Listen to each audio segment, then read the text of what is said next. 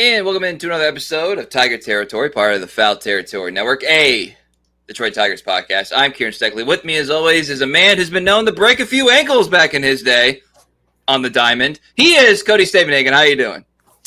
Not really familiar with that being a baseball term, but, intramural C-League basketball or, 5th grade, 6th grade Kids Inc. I had some handles. Yeah, had some handles. Look good doing it, too. I can't confirm. Cody would wear some AIs back in the day, so watch out on the streets of Detroit here. Speaking of breaking ankles, I think the metaphor of breaking ankles is you're going one way, you think you're going one way, and then you're going this way. It's kind of a metaphor for how Kenta Maeda is doing here, Cody, because I'm just going to allow myself to be prisoner of the moment here. Do it. The guy looks kind of dialed in. Yeah, and we're recording this on Tuesday.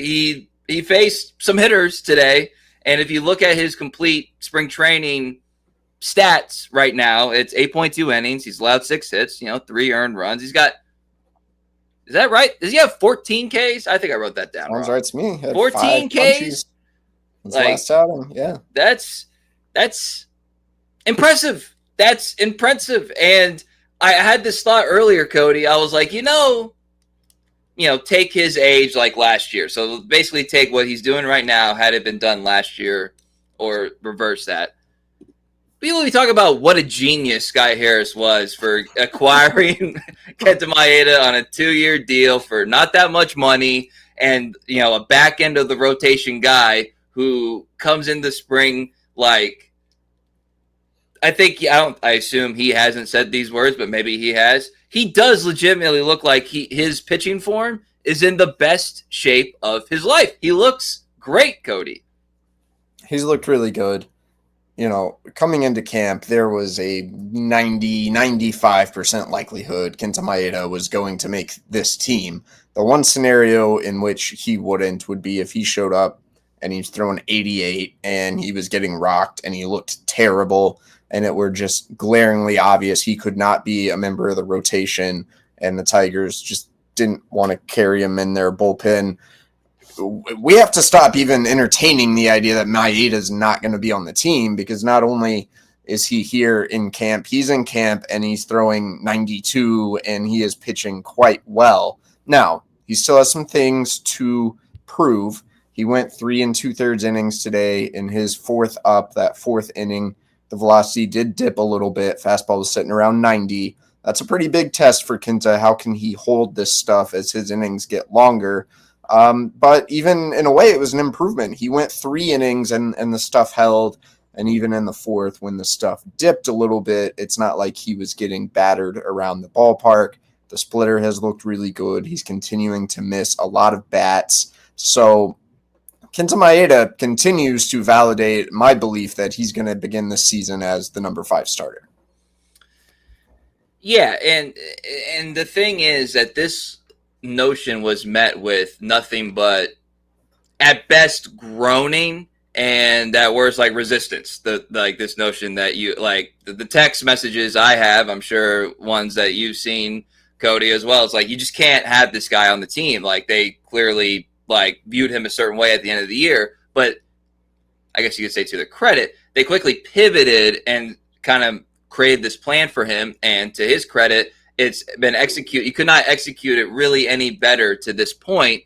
Being able to turn like an adverse situation into one that, as of right now, is a relatively positive one, is a feather in the cap of him and the plan that was presented for him. And I also like that you said your number 5 starter there, because that's obviously true, but he's not going to be relied upon in the same way that we would have, like we anticipated really last year. So I'm a big fan of like the burden of expectations is real on whatever scale that you put it on, and it's not going to be like a heavy burden on him. And he proved last year he could be useful in multiple roles anyway. So if you're looking for reasons to not have him in your front 5, those reasons are basically all dried up like right now, and that's including an injury to someone that you already had signed slotted into your starting five, and that's another thing too about this, Cody. It's like things that are front of mind, things that are back of mind. Are we sure? Are we sure Alex Cobb has a role in this team? I say that kind of jokingly.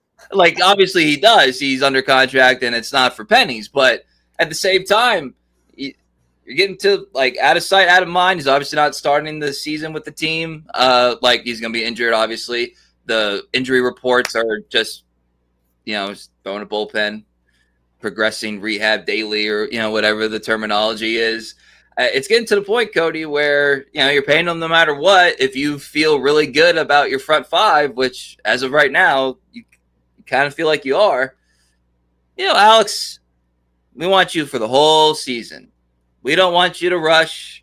We know your body's been through a lot. Like, just take every day, take each day one day at a time, and we'll talk to you trade deadline or something like that. Like what's going to happen with Alex? I think we'll see him certainly before the trade deadline, assuming he's able to get healthy. But this reminds me of like the Joe Torre story. Like, you and I both know this is going to take care of itself. The chances that all five starters remain healthy, let's say a month from now when Alex Cobb is back, or maybe a little longer, whatever, chances are another spot is going to be open and this thing will sort itself out. Right now, it is kind of a fun hypothetical. If, Maeda keeps throwing well and then Cobb's healthy, what do you do when you're ready to get him going? But you can take your time with Cobb for now. You can send him once the season begins on a rehab assignment for as long as he needs. And so I'm not that worried about it, because the chances that everything is hunky-dory by the time he's ready for major league action are not great. Another note on Kenta Maeda, maybe somewhat related, like, I think regardless of how the rest of this spring goes, even if he keeps just shoving, the Tigers can protect him, and I think will protect him a little bit. If there's a lineup that is loaded with left-handed hitters, I wouldn't be shocked to see a lefty in the bullpen open for Kenta Maeda, like happened last year.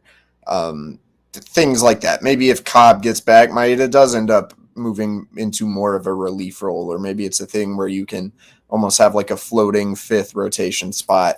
So there are going to be ways that if Maeda is just better, that you can get him through the bulk of this season, or at least the first half, then he actually would be a trade candidate on an expiring deal. There are so many pitching scenarios that can play out. Right now, it's just encouraging that you have a lot of guys throwing well, including Casey Mize, who is probably the guy people would want to see on the rotation over Maeda. The reality is you can option Casey Mize and you cannot option Kenta Maeda.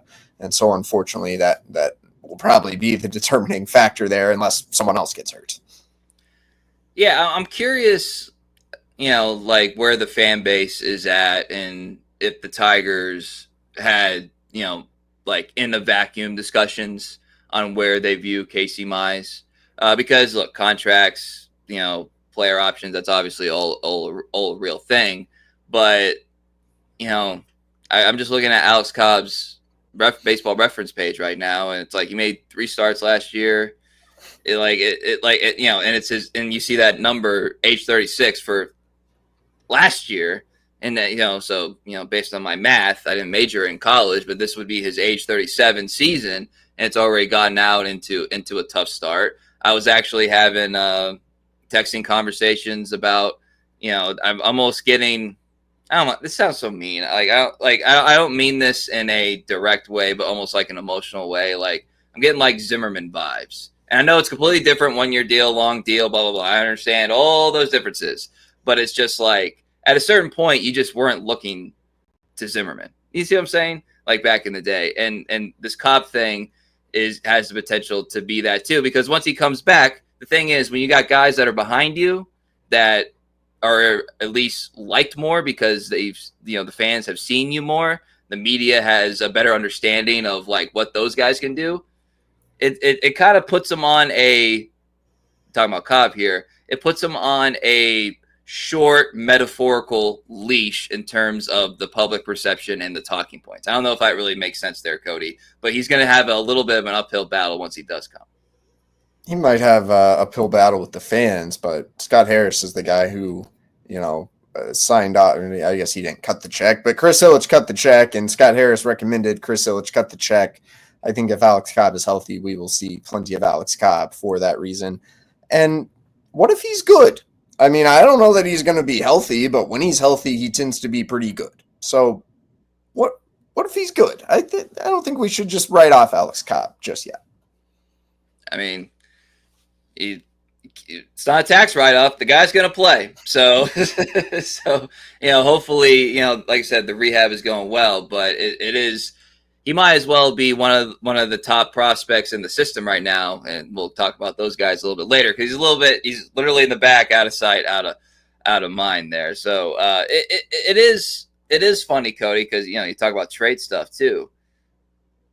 There's a thought bouncing through my head about, you got all these arms. As of now, it kind of feels like you're short position player wise. Like, is this a creative avenue to try to acquire some help in the field and in the lineup? And if so, like, who is it that could, because you're not going to get, like the Juan Sotos of the world, obviously. So you're not going to give up your top end stuff. But, like, is there a combination of Manning and some lower guy in the system that could get you some mediocre position player? And I mean mediocre in a good way, like average, like some average position player, or some mediocre role player that, like, helps you in the short term and has the potential to be like a Trey Sweeney type or something. You know what I mean?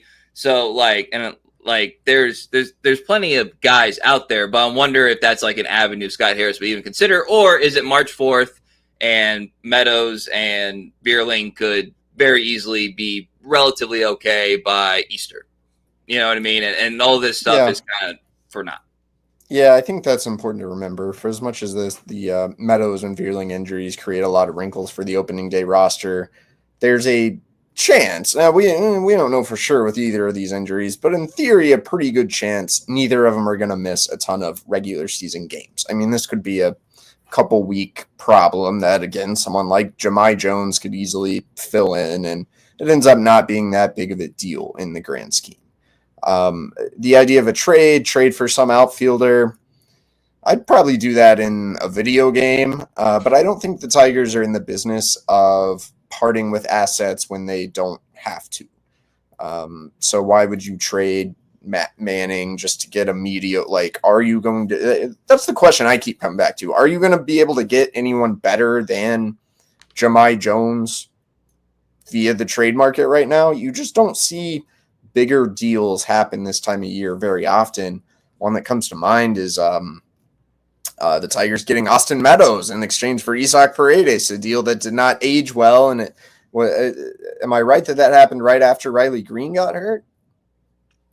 It was all a blur. I'll look it up. It felt like a little bit of a reaction to, like, oh, something happened at the end of camp. Al was fighting for his job at the time. We have to do something. You ended up trading a young asset for an established veteran. The veteran player didn't work out. Now, it'd kind of be nice if you still had that younger asset in your system. So these are just some of the like, that's not a one-to-one example, but one of the reasons these things don't just happen. I'm sure Scott will poke around on the waiver wire, and there will be some players who can opt out of minor league deals, who maybe they can be more of a true center fielder. I think there could be options out there, but I have a hard time thinking of a name who I'm like, oh, I want that guy. The Tigers should go get him. Like, I've mentioned Taylor Ward, but if the Angels haven't traded Taylor Ward by March, what's going to cause them to suddenly trade Taylor Ward tomorrow? It just seems like a stretch to me.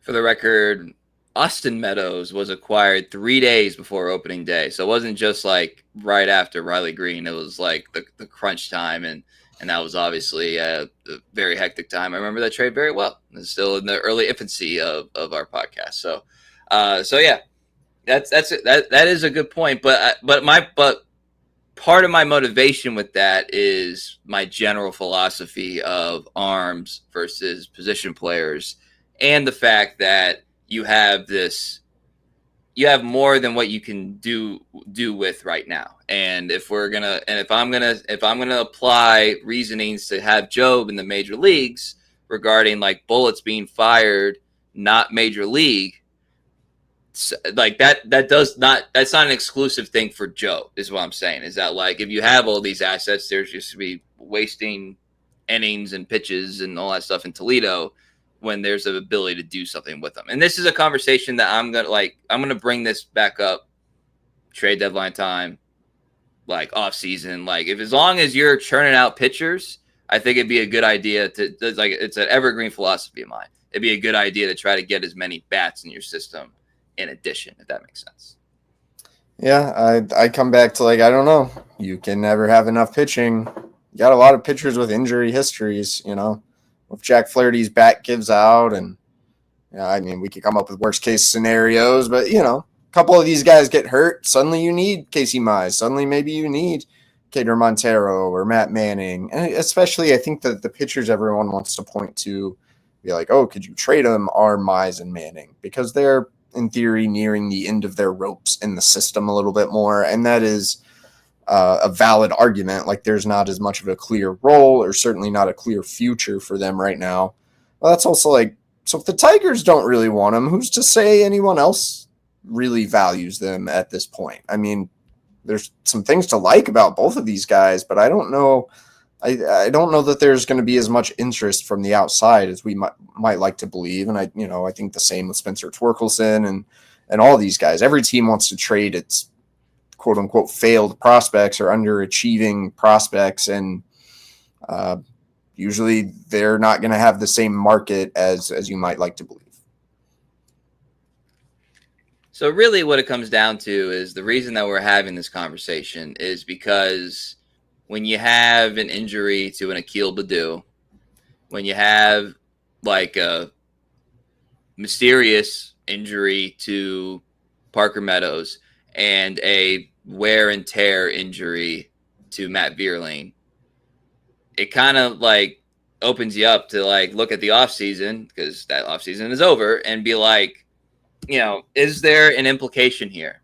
Is this something that the front office deserves a little bit of, I don't want to say criticism, but like a little bit of pushback of like, hey, like Riley Greene might have to play center field. I know nobody liked that when we put the video out from our last episode because of the injury concerns. And, you know, we're talking about injuries here. That's very real.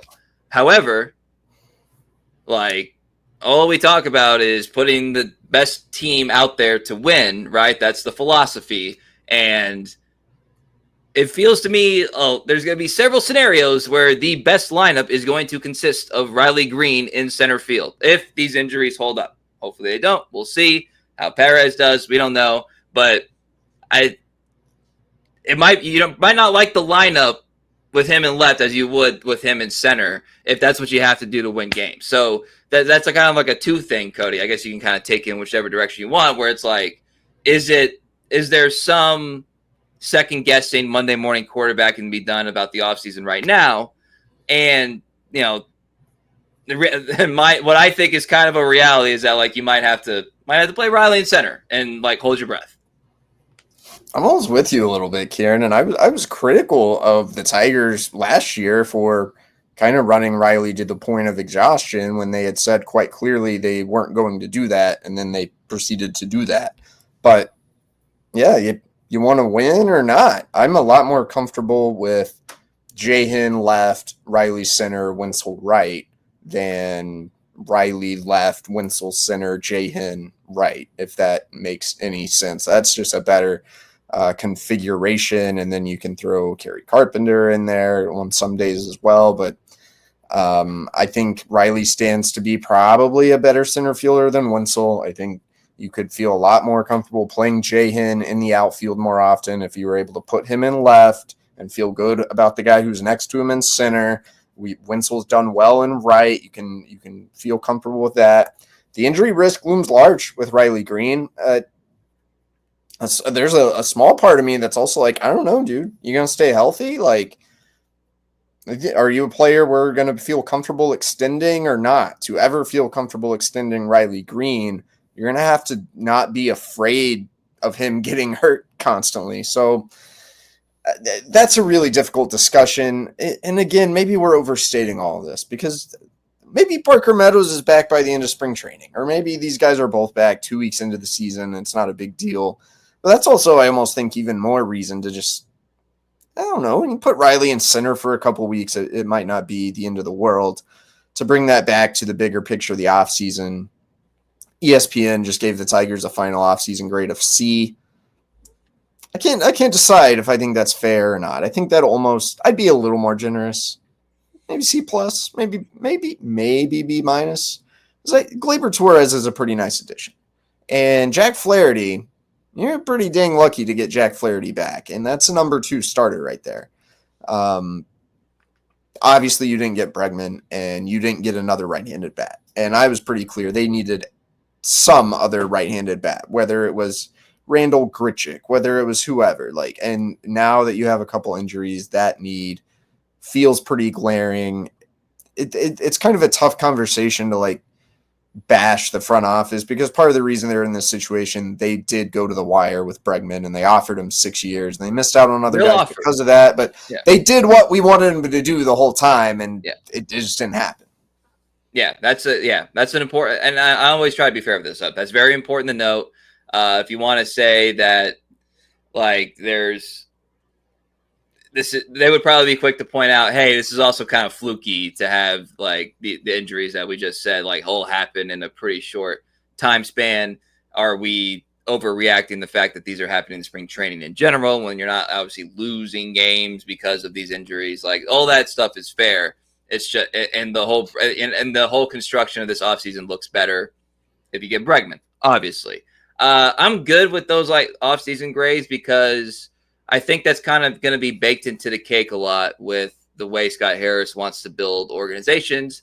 And that is the team improvement is not going to come from player acquisition as much as player development. So if Kerry Carpenter becomes, what is he, a 0 out of 10 right now against lefties? What if he becomes a 1 out of 10 and he improves in all these other areas? That makes your team better. If Riley Greene taps into the power more, that makes your team better. If Colt Keith has a sophomore surge, those are team improvements that aren't just adding, from free agency or trades or whatever. So that's always going to be the Sky Harris philosophy. So I would expect him to probably average a C plus to B minus every offseason from the national grade perspective. And I don't necessarily think on the surface that's an indictment of him. I think that's part of his philosophy. That makes sense. You're probably right. And then you get in situations like this, and it's fair to be well, I don't know, one more little piece, you feel a lot better about the whole thing, and you would be a little less dependent on all the mini questions. If this guy can do this, if that guy can do X. So it's a hard discussion, but the Tigers are a little bit overly left-handed. They could really use another right-handed bat, and they don't have one. And then a couple injuries happen, and now that's kind of more obvious than ever. That's just the fact of the matter. What's the solution? I don't know. I mean, you're telling me they couldn't assign Randall Grichuk? Was that really going to deter them from Bregman? A 1-year deal for an aging platoon outfielder? I'm not sure those two things had to be mutually exclusive.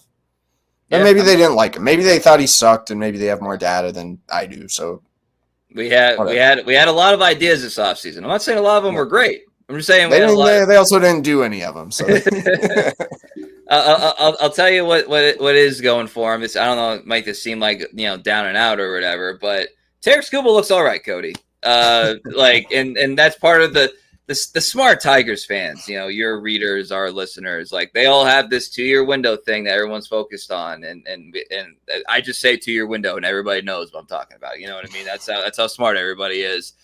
He looks all right. So you have opening day, you have Tarik Skubal, no problems with him metaphorically getting fat with success. He's as motivated and as I would say like team friendly as you would want like your superstar to be. Like I just saw, they posted on X like a picture of him like waving from the bullpen to his wife and child and all that stuff. Nice wholesome content. We like wholesome content here at Tiger Territory. And and so Tarik Skubal good. Do you have any riveting analysis there? No. Other than it continues to, it amazes me how he's good almost every time out. Even some of the best pitchers, I don't think I've seen execute as consistently as Tarik Skubal has, really from the day he returned from that flexor tendon surgery. It's just every time he gets out there, he's begun making it look very easy. Latest outing, 3 innings, 1 hit, 3 punches. He was dialing up elevated heaters. He was throwing nice sliders. His changeup looked good as ever.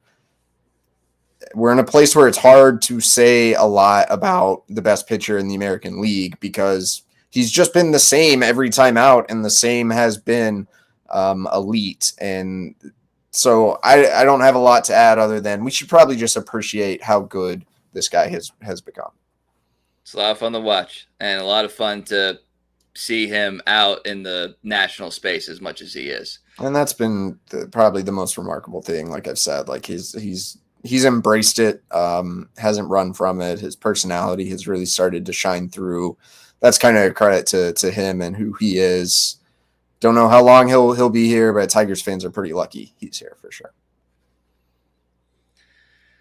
All right, well, speaking of guys that you feel lucky to have, the pipeline rankings, Cody, came out today for from MLB Pipeline, obviously. Top 30 for the Tigers. The top's not really that surprising. I'm not going to read the top 30, but I did want to make just a couple notes. Number 1, Justice Bigby, still in the top 30. No one's talking about him. That outfield depth that maybe we're not considering. Maybe we're not. I just wanted to bring that up. He bats right-handed. Didn't have like as good a year as he would like last year, but he's a guy that's there. Chris Rodriguez. We talked about him when he signed. That's your prize international free agent. He's only 17 years old, so don't expect to see him in Comerica Park anytime soon. But he comes in at number 10. That's kind of like, I feel like a pretty standard operating procedure. They tend to, those guys are obviously highly touted prospects, but don't think like, oh, number 10 prospect. Can't wait to see him. Probably going to be a while. Trey Sweeney is 11, Ty Madden 15. I'll just read the top 5 real quick. Job, Clark, McGonigal, Bryce Rayner, and Tyrone Lorenzo. And number 6, Josue Persino. So I kind of bring that up to answer a couple questions that we've gotten throughout the spring training, Cody, is that like, why aren't we hearing about Bryce Rayner? We see Lorenzo because he's a catcher and he's getting work. Just had a home run the other day. Persino, we have not heard from really since the Arizona Fall League. So I think it'd be a good time to address. Yes, these guys still exist. Yes, they are still top prospects. But we're talking about dudes that are 19, 20 years old. And the Tigers aren't really rushing them into any major league time. So, yeah, nothing to be worried about there as far as I know. These guys are very young. The Tigers view it as more beneficial to have them get some ABs and some reps and some instruction on the backfields than it is to put them on a bus and make them drive 2 hours to Port Charlotte and get 2 at-bats and call it good. So that's just the thinking with the lower level prospects. It's pretty standard operating procedure. I will say I wouldn't mind if the Tigers brought Max Clark, Kevin McGonigal for a couple late inning appearances in one of these games in Lakeland. Maybe we don't have to wait until the spring breakout games to see the guys the fans want to see.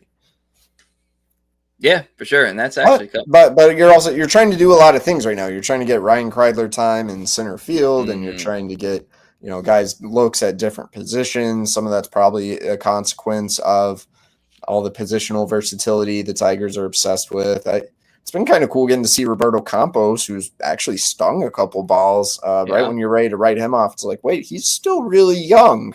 So something to remember maybe with Chris Rodriguez, these international guys, man, they come in very young. It can take a while. He's 21. I would have guessed like 23. Roberto Campos is 21. So you're trying to do a lot of different things, but I hope we get at least a small look at some of the big prospects.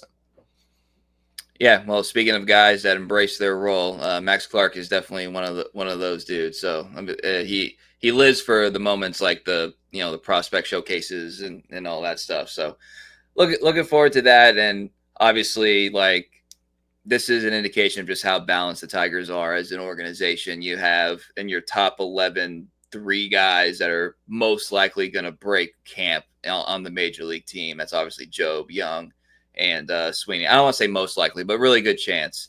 And then you obviously have a lot of youth in there as well. So pretty well balanced, which again plays into the things like the Kreidler stuff where they're the guys that we used to obsess over are metaphorically kind of getting pushed to the edges of being assets in the organization. We brought up Manning earlier. Kreidler's another one. I want to see Kreidler in center field like every day. Because I just think like you have to, if he's going to be on the 40, you got to utilize him. And I think a situation like this, someone asked like, why not at third base? Yeah. If you think he can, he obviously can play it positionally, but if he can swing the bat a little bit there too, and gives you the versatility, like I want to see Ryan Kreidler, or I think that the spot is better used elsewhere. But I almost wonder if maybe we're overlooking Kreidler's chances at a roster spot, though. It doesn't hurt that he can play some third base. You don't even know for sure if the Tigers want to carry Jace Young. Regardless, like, wouldn't hurt to have Kreidler there as a right-handed option. But I do think, he's not really playing there in spring training games because his path to the roster right now is to be able to hold down center field. You know he can play third. You have to see and give him chances to improve in the outfield. That's just his path right now. But if he, by some event, were to make the team, I wouldn't be shocked if he did factor in at third a little bit as well. Yeah, as he should. I mean, he really should try. I mean, he's not the athlete of Vierling, but he should try to do his best like Matt Vierling impression like every day. It would be like my advice for Ryan Kreidler. And he would be obviously a better high end infielder defender. But but if he can play some center field, like opportunities are there. That's the thing about these injuries, man. Opportunities are there for some of these guys, and it's whether they take advantage of it. This is part of the competition aspect, the cliche that Scott Harris and AJ Hinch like to say a lot. So also Parker Meadows could just be healthy tomorrow. So like all the stuff we talked about for the last 30 minutes could be irrelevant. You just never know. And it's still only early March. I felt like there was a lot of urgency with this podcast, Cody. And then I'm looking up at the computer screen. It's like, it's March 4th. Tigers are 4-6-1 in the Grapefruit League, Kieran? I don't know. It might be time to panic. Vegas is keeping track. Riley Greene only has like 3 hits. Is there any cause for concern? No, look, people who obsess too much over spring training games are losers. All right, I'm just gonna say it. That's a perfect way to end the podcast. I have no notes on that. You can follow us on X, formerly known as Twitter. He is at Cody Stavenhagen. I am at Kieran_Steckley. Pod page is at Tiger Territory _ YouTube, Instagram, Apple, Spotify, wherever you listen to your podcast. Please subscribe, 5-star review if you feel so inclined. And want to thank everybody for listening to us on a more down midweek podcast than I think I anticipated, but I still had a lot of fun doing this discussion, Cody. So for Cody Stavenhagen, I'm Kieran Steckley. Everybody have a great day.